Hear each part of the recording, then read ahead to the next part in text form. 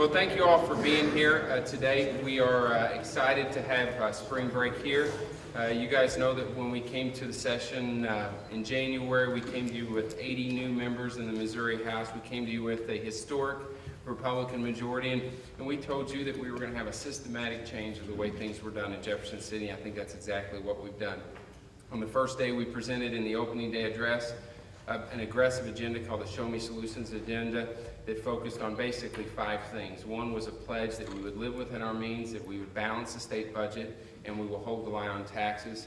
2, we focused on economic growth and jobs and putting Missourians back to work. We talked about government accountability, health care, and education reform. And we took a bold step that said that we thought by 50 legislative days that we could have 75% of our legislative agenda done. I'm here to tell you that we are short of about 40, what is it, about the 42nd day, Tim? 42nd day. 42nd legislative day, and we've achieved 75% of our legislative agenda.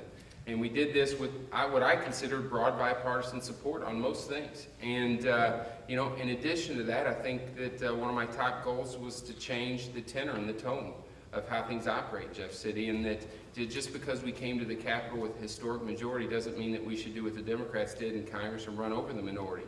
We reinstituted the power of the minority leader to appoint his own committees.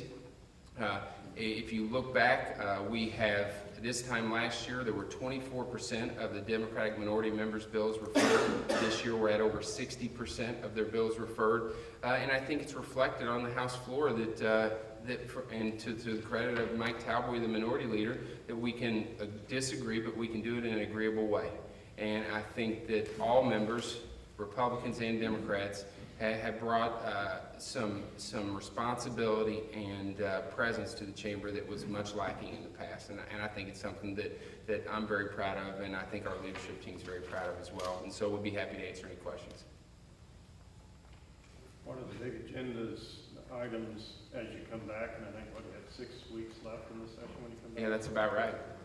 What will be the big Well, I mean, I think the big thing is going to be when we come back, Ryan Silvey's going to do the budget. And I want to take this opportunity on behalf of my caucus to thank the leadership of the Vice Chair, Rick Streen, and the Chairman, Ryan Silvey. I think all of you guys that have followed the budget process for quite some time probably were amazed to see that I believe there was only one dissenting vote on the budget, on all budget bills. And I think it reflects well on Ryan and Rick, and the fact that they brought everybody in the process, made everybody a part of the process, and I think they had buy-in from the minority party. And so I think first and foremost, Tim mentioned on the floor, our majority leader, that we're going to go back to the budget at the beginning of spring. The beginning is when we return from spring break, and so that's going to take probably much of that week, and then the rest of it is going to be focused on hopefully getting the Senate to take off and adopt our priorities. Is the 6 weeks, is it a tight time frame? The majority leader might want to answer that too. Sure. But are you kind of worried about it being a tighter time frame if you come back to the spring break coming a little later?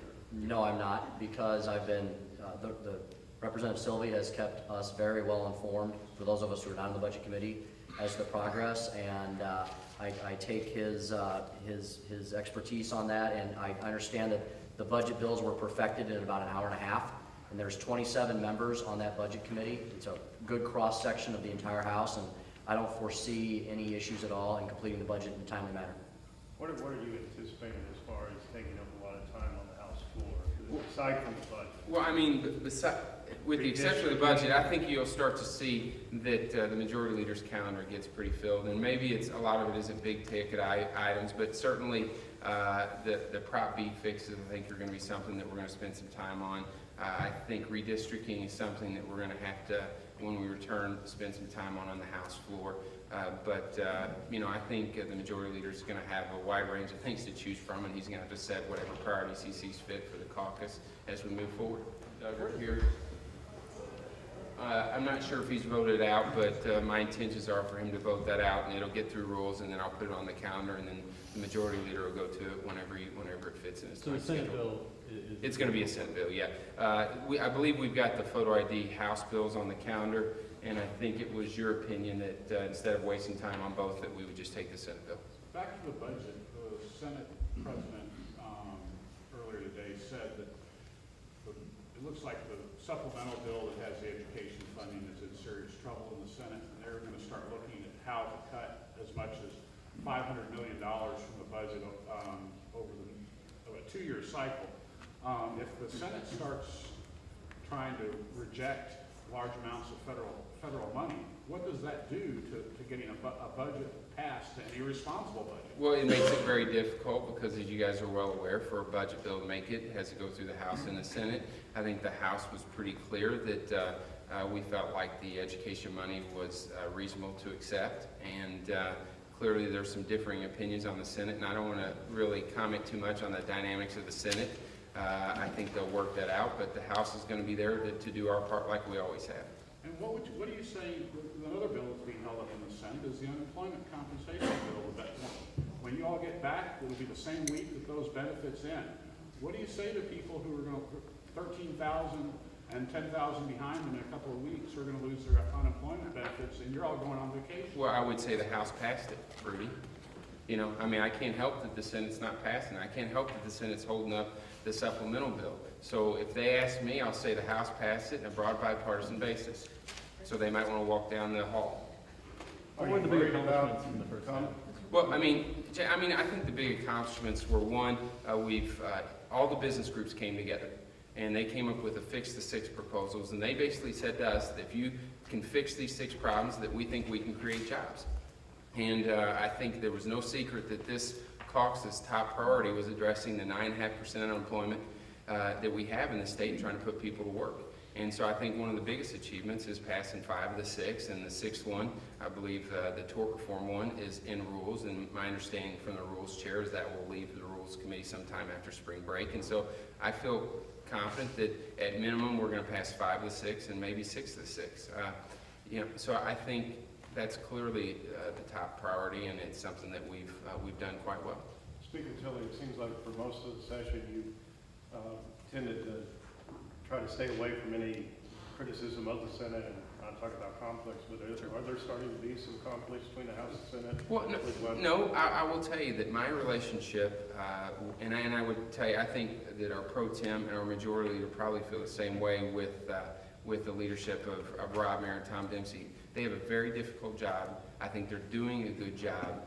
They just have some different dynamics with the filibuster rules over there. And so I want to make it clear, I'm not critical of the Senate in one way, in any way.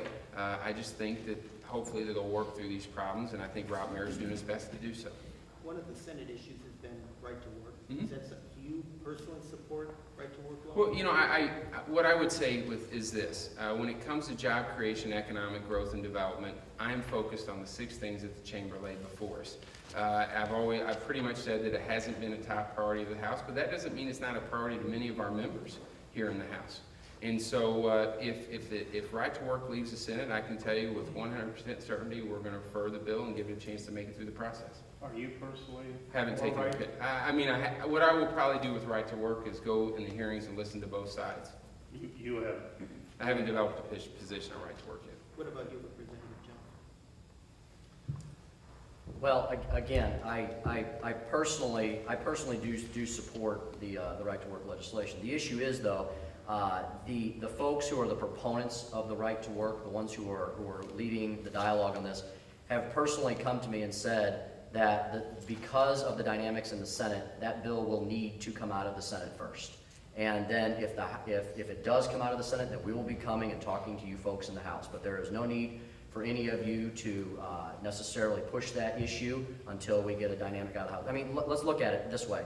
There are certain big ticket items that the Senate has to grapple with and determine whether they're going to come out or not before the House really needs to become involved too deeply in the dialogue. Otherwise, we're going to be spinning our wheels over here and talking about issues that have no chance of passing the General Assembly as a whole.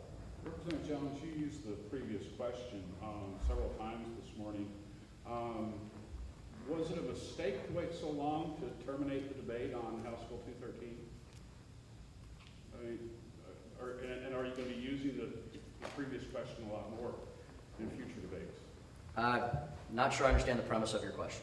Well, we went for several hours today on lengthy debates on these bills, and so I was wondering if you intend to start speeding some things up by using the previous question. Well, you know, each day I have an idea as to what I want to accomplish, and I try to give more time to the items that I know people have the most passion about. We probably don't need to spend an hour and a half debating a bill, for instance, of naming a highway. But on an issue like pro-life and Second Amendment issues, those issues are deserving of more time, and I believe I gave them ample time. That being said, although there may have been some lengthy debate on these issues, all of these issues that we had lengthy debate on today passed with overwhelming bipartisan majorities. So I'm not going to hold the House hostage to a minority of a minority viewpoint.